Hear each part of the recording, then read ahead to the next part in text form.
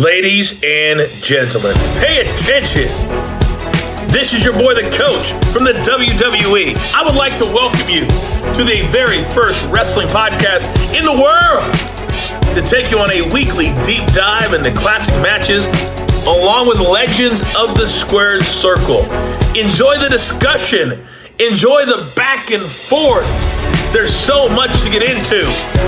Ladies and gentlemen, this is The Payoff.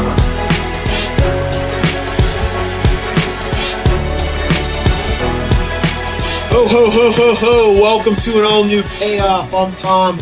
That's Jeff. Did you know Christmas and Santa? Did you know Santa Claus is a work and not a shoot? I was not familiar with that. Yeah, that is one that definitely. What a rush. What other way to put it? Santa's a work, man. Yeah. All right, so we're here. We got a new episode. We're way back in 1989 with Road Warriors versus Steiner Brothers. Probably two of the more decorated tag teams of all time. I think that's fair to say. Yep. This has to be a good match, right? So how did this one hit your radar? Yeah, this was one, again, just kind of end of the year, Starrcade, like trying to see what matches that are out there that we could kind of focus on and give a little bit of time to. And so this was one that kind of throwing it out there to kind of check out because it was kind of wedged in the middle of the card a little bit here. There was some tournament type stuff happening as well too around this. And so, we're getting all these different pieces of it, like the Road Warriors, the Steiners, and the Wild Samoans and Doom were a part of this tournament, this little mini tournament that they had. And so no spoilers on who won it, but this match, just one of the better ones that came out of this card. Yep. All right, man. Well, let's get into the build. Oh, it's time for the build. All right, so I don't know what the hell was happening. You're gonna have to help me out here. So, Yep. Starrcade 1989, December 13th, 1989, Atlanta, Georgia, in the Omni, 10,000 in attendance. What in the hell was going on? We have a tag team tournament of sorts. Yeah, it was the Iron Man and Iron Team tournaments. Yes. And so it was point systems, 20 points for a pinfall or submission victory, 15 for a countout victory, and 10 for a DQ victory, and then 5 for a time limit draw, 0 for a loss. And let me guess, it was close and no one won in a blowout. Correct. Wow. Yeah. It's pretty wild. Yep. Okay, Steiners opened the show defeating Doom by countout. Countout was worth 10 points. 10 points. Yep. Okay. Yep. In 12 minutes. Now, Countout 15. then we also had single matches that had nothing to do with this tournament. Yes. Okay. Lex Luger defeats Sting in 11 minutes. Sure. Now we're back to the tag team tournament. We have the Road Warriors defeating Doom. Doom had to wrestle again. Oh, the single matches were their own tournament. Oh, the singles matches are also having a tournament. Yes. Okay. Iron Man and Iron Team. Oh, okay. Yes. Okay. Now we're back to the tag one. Doom has to wrestle again. Road Warriors beat him. But they win a regular by pinfall, so that's worth more points. In 2 minutes, Ric Flair is going to defeat the Great Muta. Yep. Then the match we cover happens. Not going to look at the result. Then Sting defeats the Great Muta in 8 minutes. This poor bastard comes all the way in from Japan and Gets just his taking ass kicked, yep. pin after pin. Yep. Okay, the new Wild Samoans fought too. Yep. Kishi defeat Doom. So Doom's lost 3 times in 7 matches. Yeah, they were not high scoring in this one. Okay. In 8 minutes. Flair and Luger go to a time limit draw. The new Wild Samoans then defeat the Steiner brothers by DQ in 14 minutes. Luger defeats that poor guy, the Great Muta, in 14 minutes by DQ. Yep. Okay. Road Warrior is going to defeat the new Wild Samoans in 5 minutes. And then Sting's going to defeat Ric Flair in the main event. Which we've covered that one, yes. That's right. So Now, yep. Sting Flair was very, very highly rated. Yeah, and everything else was not. The Luger Flair match, but these tag matches were not highly rated. Yep. Okay. But So that doesn't mean anything, but yeah. So Now, what do you have for us? yeah, so how we got into this one, the Road Warriors were the Road Warriors, or Hawk and Animal. They were already tag champs entering late 1989. They usually had squash matches against, mid-card teams, but they emphasized their unmatched power and destruction. That was part of their thing. And so they were in this tag team challenge, and really the benchmark that everybody else had to surpass. Steiners, on the flip side, though, they debuted in early 1989 and emerged quickly as kind of hard-hitting, athletic, wearing the Michigan varsity jackets, like all really cool. I always a big fan, being a Michigan fan. I know. It was always killer to see them doing that. Oh, that's the Michigan song. They're wearing M's. Hail to the victors, man. And so, but they had amateur background or amateur wrestling background, so it was just really cool to see and kind of rising very quickly. And so you had them cutting promos against the Road Warriors, so they were setting a little bit there and kind of doing that. And so Starrcade is the biggest WCW show of the year, kind of on par with Great Mania for them, and so they had that. But yeah, the Road Warriors, they could retain their legacy and dominance on this stage, and the Steiner brothers would get the exposure. And so part of this tag team, obviously there's other teams in play, but they had their own stakes, just the two of them, or those four of them rather, and how they were playing out. So yeah, and then we get into this one. That's it. I feel like it's going to be a quick match. We're going to see some cool shit. So I think it's going to be a fun one. Are they going to be hard hitting? And I have no clue what to expect. And you know what we do here, man? We look for a variety of stuff. We do. I know. Okay. If there's one way to celebrate, the holidays, it's with the Road Warriors. So yeah, and the Steiners. We're 53 minutes into the show. Yep. Starrcade 1989, Season 7, Episode 1. Jeff, are you ready? I'm ready. What a rush. It's time for the payoff. Ho! It's time for the payoff. Total combined weight, 585 pounds. The Legion of Doom, the Road Warriors. Well, I think we're gonna... So that's a fun fact. Did you know that? What? They were called the Legion of Doom Road Warriors. Did you hear that? Full name, no. And so, not surprised that Vince shortened it, but yeah. I didn't know that. And maybe. All right, so I had to look something up. Sure. Do you know the whole story behind Steiner math? Scott Steiner cuts a promo. Obviously, I know the promo, but I don't know where you're going with it. No, I'm not really anywhere. I just wanted to know this whole thing. I knew Steiner math. Yeah. Scott Steiner said something really dumb on TNA Impact. But it went over gangbusters. Yes, Yeah, I know the promo. 2008. So Yes. I'll just read it to you. Yep.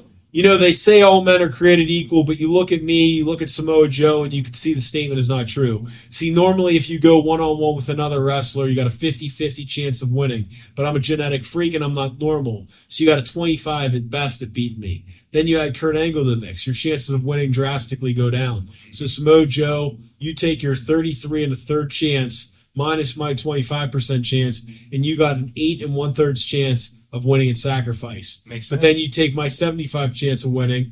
If we was to go 1-on-1 and then add 66 and 2/3%, I got a 141 and 2/3% chance of winning at sacrifice. It makes sense. I get But it. the irony of it is he delivers this with full confidence. Yes. Yeah. Hey, and he cut a similar promo for Braun too, and so you'll have to try and find that one as well. But yeah, I mean, hey, he made it work. And now it's one of the most timeless promos ever. And so yeah, so now you got Rick in there as well too. I don't know the difference between Hawk and Animal kind of standing there. I will say I was always disappointed with my parents. I did not have the Legion of Doom pads ever, and so Yeah, I didn't either. to this day, I still kind of don't like that fact. Dude, I bet they're like $1,000 on We're eBay. gonna pull up eBay. You're gonna pull it up. There you go. I want to know. Yep. And so Man, I go through some eBay binges. I went a little nuts on Hulk Hogan stuff, as you saw. yeah, you did, and that's okay though. So Legion of Doom pads. Let's see here. Oh, those are small. I want like actual ones.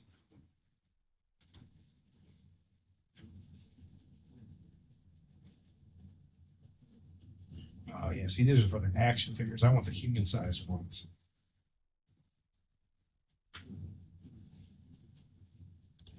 Do you think that Legion of Doom thing was dubbed over? Maybe. But they said you heard that right, didn't they? Yeah. They said the Legion of Doom, the Road Warriors. I don't see any of those like the foam ones On eBay? on eBay currently. Yeah, which is kind of shocking. I see. Oh, $300 for the Wrestling Buddies though. Jeez. So for the pair, they've got both of them. So that's not bad. Let's see here, but I see maybe Etsy might have them. Let's see what we got there. Oh, nope, nothing there either. Yeah, unfortunately. So hit us up if you know anybody that's selling the Legion of Doom pads. I would be interested. To talk to somebody about this. Yeah. Man, look at nothing out there. Weird. To say it there for his brother. And the looks were not of affection between those two guys. Even though these teams have been friends. God, they're like, I mean, if you watch, like, it's just stiff, man. I didn't remember Rick Steiner ever having that much hair. He was bush on him. Yeah. So there is a pair, 130 pounds, which translates to $173 for a pair of those plastic things. Just one set of LOD pads. You could be retired right now if in the 90s you bought a bunch of WWF merchandise, never opened it up, and just sold it on eBay. At this point, I was watching. You realize that you see what the original iPhones went for unpackaged? Yep. Like you'd buy 10 of them, you'd lock them in a safe. Yep. You'd be retired. There was I was on a video not that long ago, like Pokemon cards. And like a sealed original, like first edition box was like 15 grand. Yeah. Like just absolutely crazy. I think back to like some of this, like, this is one of those, like, what do you have in the basement that's worth, thousands of dollars? Like, I do wonder what, it's the random statue my grandma has at her house, some artist that she bought, at some random flea market, and it's a $50,000 something. Like, who knows? Like, yeah, it's just, give me that generational wealth at this point. But yeah, I wish if I go back in time, just tuck away. But we all opened that stuff. We didn't know any better. Like, luckily I didn't invest in Beanie Babies or anything. But yeah, I like the colorful Steiner. They got, LOD very serious in the black pants. But then you got, the kind of rainbow colors, the check patterns and everything on the Steiners. So that's really good too. Scott actually looks smaller than Rick, which is crazy because they're both huge now because Rick's been on TV and Scott kept wrestling. And so it is weird to see him how he looks now. Ooh, that was almost painful. Yep. Didn't quite get to full rotation to get him over for that belly to belly.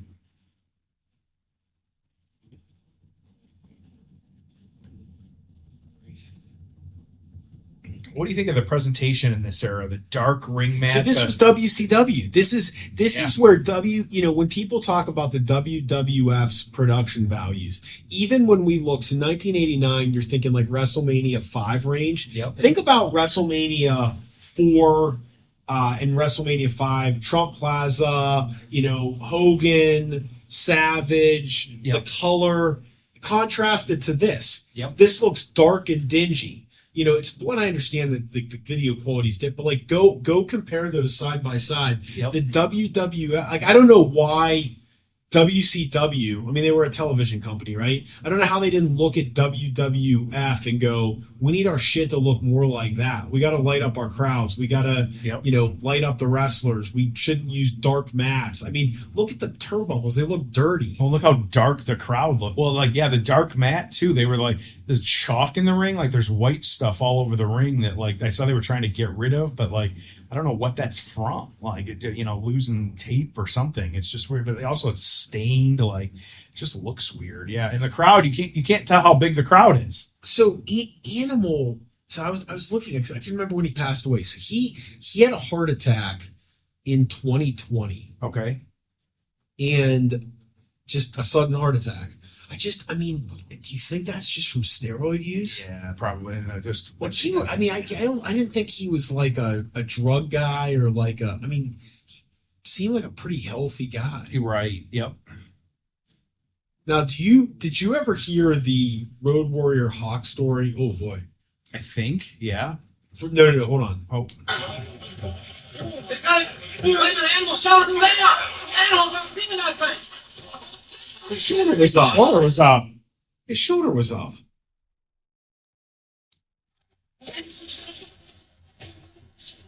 The scoring 20 points. The World Tag Team Champions, the Steiner Brothers. They're saying animal shoulders were down. Got it. All right. Tricked we you got and me. we got to see a replay of that. Yeah, tricked us. And so Look how awful this look how bad the entrance- stage is. Yeah, oh, here we go. Okay. All right, here you go. So it's a back body drop. Oh, Okay. yep. And kind of hold. Oh, their finisher. Yep. Kind of their finisher. It's like they did a softer version so they didn't break his neck. Oh yeah. So so look at Steiner's this. got his. Yeah. That was some shenanigans there. Okay, that's actually a I decent get it. finish. Get it? It's a Okay. decent finish. Yeah, So, that's all right. do you know the Road Warrior Hawk story from SummerSlam 1992? No. Okay, he had some drug and alcohol issues. Yes. Basically, he went on a big drug and alcohol binge the night before SummerSlam 1992, Okay. and he was pretty out of his mind for the show. But he got out there and he wrestled. Okay, if you can tell, he's like kind of messed up. Mm-hmm. But then afterwards, like he didn't come back to the United States. Like he stayed there. Yes. Yeah, bad. That I knew. Yep. Bad. Okay. And that was it for them in the WWF until 1996. Yeah. Crazy. So, all right, let's get to the aftermath. Ho! It's time for the aftermath. Okay. What'd you think? Not bad for what it was. Like it was actually a different finish than we're used to seeing, so that wasn't bad, and so that was a little fun. So we still have the show on. Yep. What did they just cut to the next match? Like, was this not live? Muda was already coming to the ring. Oh, okay. So they're, I guess, just to keep things moving, they were like, Yep. okay, that was And then interesting. Sting got a little bit of an entrance, but Yeah. not much. And That was quick. I like turned around. Yep. So, all right, Road Warriors continue to be the tag champs. Really, their dominance through 1990, feuding with all kinds of teams, really cemented them as one of the best teams around. The Steiners, on the flip side, like even though they got some credibility through this as well too, and kind of working through that, they would go on to be multiple-time champions, feuding with again a bunch of other teams, and doing all that. So it really was kind of this powerhouse versus technical athletic clash, and it worked out really well. So. Because of when this one was, 1989, no real reviews, no real kind of write-ups or anything like that. And so this one's just kind of a simple one. So what are you thinking? I got a payoff score of a 4. Yeah. I mean, it's not bad. It's just, I don't know. I was expecting a better match. I mean, they just didn't really do much. But again, each one's wrestling 3 times. They got to hurry up through these matches. Yeah. I mean, the more important thing to discuss here is what a horrible idea this was. Right, exactly. We were just trying different stuff. You know what's interesting is like I feel like in the like late 80s and like 90s, they tried more random shit then than they do now. And now they're producing way more television. Yep. Like they never do stuff like this anymore. I mean, you had spin the wheel, the deal thing, like, you know, you had this thing, you had tournaments. WrestleMania 4 was a tournament. Yep. You had the Survivor Series with the winning teams ended up in the final. It's like they were more ambitious then. I mean, I don't know. Maybe they just realized some of this were really dumb ideas, but Yeah, it's hard to say like kind of what they were going for, and that's just all part of it. Yeah, and so, but interesting stuff. So what are you thinking for a score on this one? oh, I thought I just said it. I had it at 4. Oh, your number. Sorry, I missed Yeah, your number. no, that's fine. Then I'm like wondering. Yeah, I think at 4. Okay, yeah, and I'm at a 5. Like I think it was perfectly serviceable. You know, again, nothing to go out of your way for, nothing to get super excited about, but it was still really good though. So, or for what it was, nothing out of the ordinary though, but all good. So, okay, what do we got next week? We got a house show next week at Madison Square Garden. And we talked about it before after we had the team up with Hogan and Paul Orndorff. We're now going to be opponents in this one. Harley Race and Paul Orndorff taking on Hogan and Roddy Piper. And so we've got some good stuff happening with that too. So I think that'll be really good. Yeah, where'd you get this one from? This one was on one of those house show match, or was the best house shows, or things you've never seen, and so that's how I got that one. Yep. And so we're just gonna rock out with it. Yeah. Cool. Well, I'm looking forward to covering it, man. It's gonna be I think it's gonna be a fun one. And we want to close out our year. Yep. Absolutely. All right. Cool. Well, as always, thank you for listening. We'll see you next week for the final episode of 2025, episode number 333 of The Payoff.